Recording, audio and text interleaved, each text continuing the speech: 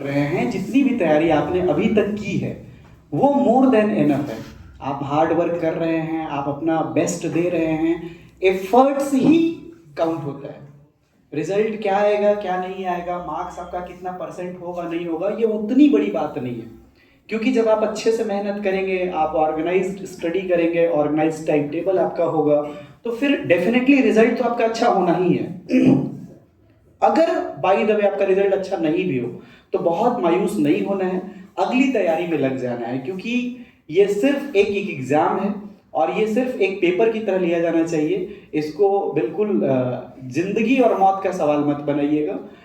कई बार आपको ऐसा लगता है या आपके आसपास ऐसा माहौल बना दिया जाता है जिससे लगता है ऐसा है कि 10th बोर्ड ही सब कुछ है।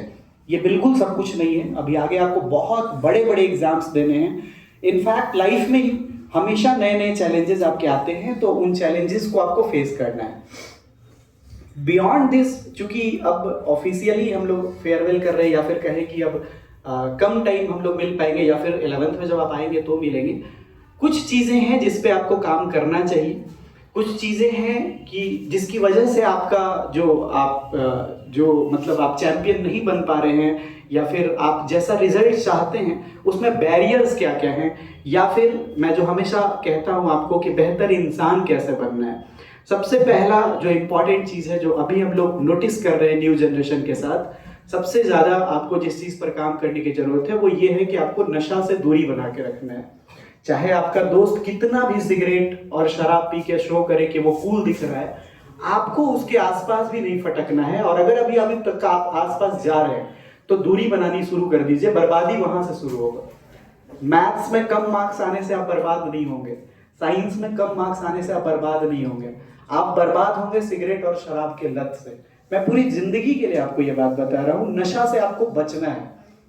हुआ ये है कि नए ट्रेंड में आप स्मार्टफोन फॉलो कर रहे हैं, नए ट्रेंड में आप नए नए वेब सीरीज देख रहे हैं, तो उसके कैरेक्टर्स ही ऐसे गढ़े जाते हैं जो सिगरेट और शराब हर सेकंड पी रहे होते हैं, और आपको लगता है कि आपको भी ऐसा ही करना चाहिए तो आप कूल लगेंगे। लेकिन वो एक्चुअली इंटरटेनमेंट के लिए है, और आप उसको रियल लाइफ में अगर इम्प्लीमेंट करेंगे तो कोई इंटरटेनमेंट आपको नहीं मिलेगा, उल्टे आपका बर्बादी होगा। दूसरा, आपको कोशिश ये करना चाहिए कि आप जितना ज़्यादा हो सके स्मार्टफोन से दूरी बनाइए। क्योंकि आपको भले ऐसा लग रहा है कि आप आर्टिफिशियल इंटेलिजेंस का हेल्प ले रहे हैं, लेकिन नेचुरली आप इतना इंटेलिजेंट हैं और आप बुक्स के हेल्प से, टीचर्स के हेल्प से बहुत एक्सेल कर सकते हैं। फ़ोन आप उठाते हैं गूगल पे कोई चीज़ सर्च करने के लिए, या फिर अगर आप थोड़ी देर के लिए इंटरटेनमेंट के लिए उठा रहे हैं, वो एक्चुअली वो भी एक नशा ही है। मैं बार बार इस पे आर्टिकल लिखता हूँ। तो वो आप मतलब ये हमने डे टू डे लाइफ में एग्जाम्पल देखा है कई सारे बच्चों का कि उनसे उनका माँ बाप छीन लिया जाए कोई दिक्कत नहीं है, लेकिन फ़ोन छीन लिया जाए तो उनका जान निकल जाता है। तो ये बड़ा मतलब बहुत पथेटिक है, ये होना नहीं चाहिए बिल्कुल। और ये इसी जनरेशन के साथ है। आपको ये चैलेंज को एक्सेप्ट करना होगा और सीखना होगा कि बिना स्मार्टफोन का तैयारी कैसे करना है। बुक्स का हेल्प लीजिए, नोट्स बनाइए, प्रॉपर पढ़ाई कीजिए। और ये सिर्फ पढ़ाई की बात नहीं है, बात ये भी है कि आप क्या देख रहे हैं फ़ोन में, कितना टाइम आपका बर्बाद हो रहा है और आप कैसे उस नशे के गिरफ्त में जा रहे हैं। आपको लगता है कि आप 5-10 मिनट फ़ोन चलाएंगे, लेकिन वो करते करते 2-3 घंटा आपका निकल जाता है। सिर्फ 2-3 घंटे नहीं निकलता, अगले 22-23 घंटे आपके दिमाग में वही चल रहा होता है जो फ़ोन में आप देख रहे थे या कर रहे थे। तो उससे आपको बचने की ज़रूरत है, ये लाइफ टाइम के लिए मैं आपको बोल रहा हूँ। तीसरा ये है जो सबसे इम्पॉर्टेंट है कि एक नया कल्चर डेवलप हुआ है। जो चीज़ें पहले कॉलेजेस में देखी जाती थी वो अभी स्कूल्स में देखी जा रही हैं। जिन लोगों की पहले first year, second year, third year graduation में गर्लफ्रेंड्स या बॉयफ्रेंड्स बनते थे, आज 7th 8th 9th में 3-4 गर्लफ्रेंड, 3-4 बॉयफ्रेंड्स बन जा रहे हैं। देख के आपको लगता है कि कूल है, उसकी कोई गर्लफ्रेंड है तो मेरी भी होनी चाहिए, मेरा कोई बॉयफ्रेंड नहीं है, ऐसा आपको लगता है। लेकिन जिनकी गर्लफ्रेंड्स रही हैं स्कूल के डेज में या जिनका बॉयफ्रेंड्स रहा है स्कूल के डेज में, उनसे आप डिस्कस कीजिए कभी कि आप ये मत पूछो कि आपका जर्नी कैसा था, आपका पार्टनर कैसा था, क्योंकि वो तो पूछने का जरूरत ही नहीं है। आप बस ये पूछो कि आपका कितना साल बर्बाद हुआ। कोई बताएगा कि मेरा 1 साल बर्बाद हुआ, कोई बताएगा कि मेरा 2 साल हुआ, किसी का 3 साल, किसी का 4 साल, क्योंकि बच्चे ही हमें बताते हैं। वो मैं हमेशा जो आपको क्लास में बोलता हूं कि राइट टाइम पर राइट पर्सन आपके लाइफ में आना ही है, कोई नहीं रोक सकता। वो डेस्टिनी तय करके रखा है कि कब आपके लाइफ में राइट पर्सन का सॉफ्ट लैंडिंग करा देना है, वो बहुत खूबसूरत होगा। आप अभी रॉन्ग टाइम पर जो राइट पर्सन खोज रहे हैं वो मिलना नहीं मिलेगा, लिख के ले लो। तुम खोजते रहोगे, तुम जंप करते रहोगे। मुझे बहुत अच्छे से पता है, आपसे खुद ही आके बताते हैं कि हाँ सर 2 बार तो अनसक्सेसफुल हो गए हैं, तीसरी बार में लगे बताओ। तो आप अपने इमोशंस का खिलवाड़ कर रहे हैं, आपका फीलिंग्स बर्बाद हो रहा है, आपका केयर बर्बाद हो रहा है, आपका टाइम बर्बाद हो रहा है, आपका सेंटिमेंट्स बर्बाद हो रहा है, और अल्टीमेटली आपको एक बैड एक्सपीरियंस मिल रहा है। तो बहुत इंपॉर्टेंट है कि आप ना कहना सीखें। जो मैंने आपको एग्जाम्पल बताया था कि राम जी और लक्ष्मण जी के पास कौन गया था प्रपोज करने? शूर्पणखा गई थी। अगर वो हाँ बोले होते तो फिर मतलब ये संभव ही नहीं था कि वो हाँ बोले, वो ना बोले, इसलिए वो भगवान श्री राम और भगवान लक्ष्मण है। तो आपको मना करने आना चाहिए। सामने से कोई आ रहा है, ये सीखना होगा आपको। मैं पहले बच्चों को ये बताता था कि आपको कॉलेज में जाके नशा नहीं करना है, आपको कॉलेज में जाके पार्टनर नहीं बनाना है। आज बच्चे स्कूल में ही ये सब करना शुरू कर दिए, तो हमारे लिए भी प्रॉब्लम बढ़ना शुरू हो गया है। लेकिन ये लाइफ टाइम के लिए, पहले जो गलती हुई है उसको छोड़िए अभी और आज ही। मतलब एकदम कोई है तो पहले तो उससे दूरी बनाइए, अगर आपको लाइफ में अच्छा करना। मैं बोर्ड्स की बात नहीं कर रहा, क्योंकि वो आपको बैड एक्सपीरियंस ही देके जाएंगे।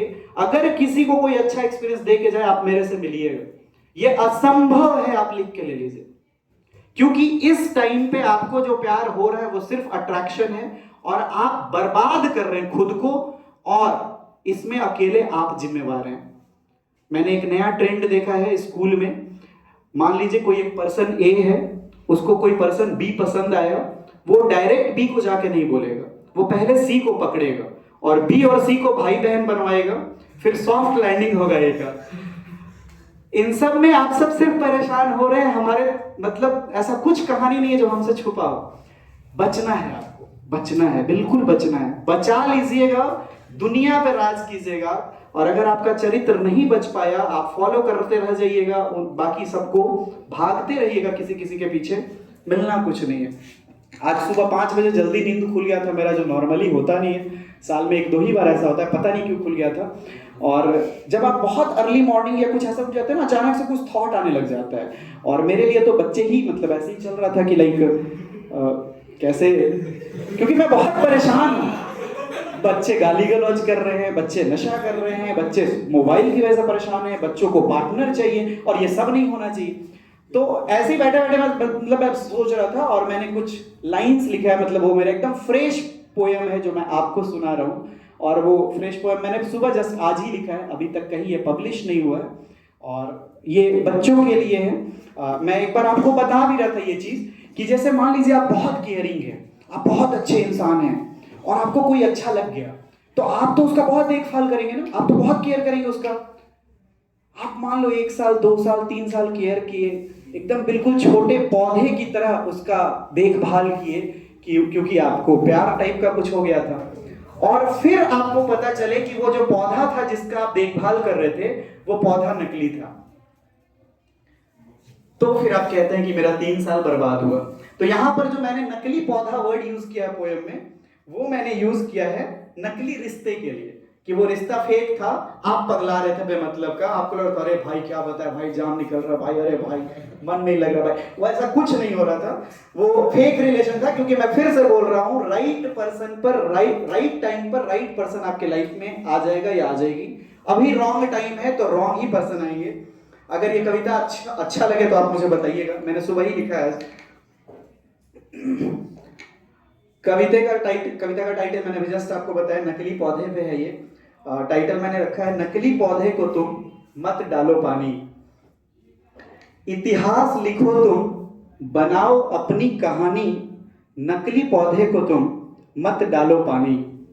सही समय पर सही इंसान तेरे जीवन में आएगा, तू बस खुद को संवार, तुझे चाहने वाला खुद चल कर आएगा। किसी गलत इंसान के पीछे मत करो बर्बाद अपनी जवानी, नकली पौधे को तुम मत डालो पानी। तुम जिस पौधे की देखभाल कर रहे, बसाकर रखे हो अपने दिल में, वो तुम्हारा है ही नहीं, खो जाएगा किसी महफिल में। मत करो अपनी भावना का अपमान, बनाओ खुद को स्वाभिमानी, नकली पौधे को तुम मत डालो पानी। ये समय है करियर बनाने का, खुद को भटकने न दो, अपनी क्षमता को पहचानो, भविष्य अधर में लटकने न दो। करो खुद पर नियंत्रण, अब न करो नादानी, नकली पौधे को तुम मत डालो पानी। ये पूरे लाइफ के लिए गलत इंसान के पीछे आप अपना टाइम, अपना एनर्जी, अपना इमोशंस वेस्ट मत कीजिए।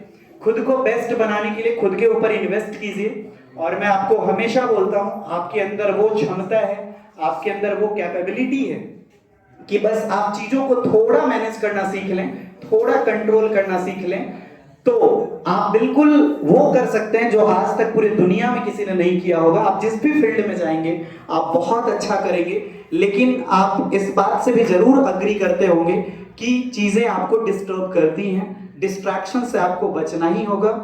बाकी ऑल द वेरी बेस्ट है, खूब बढ़िया से बोर्ड्स दीजिए, खूब अपने लाइफ में सक्सेसफुल होइए, और जब कभी जरूरत लगे रिवॉल्यूशन एकेडमी का पूरा टीम और आपका ये बड़ा भाई आपके लिए हमेशा अवेलेबल है। Thank you so much.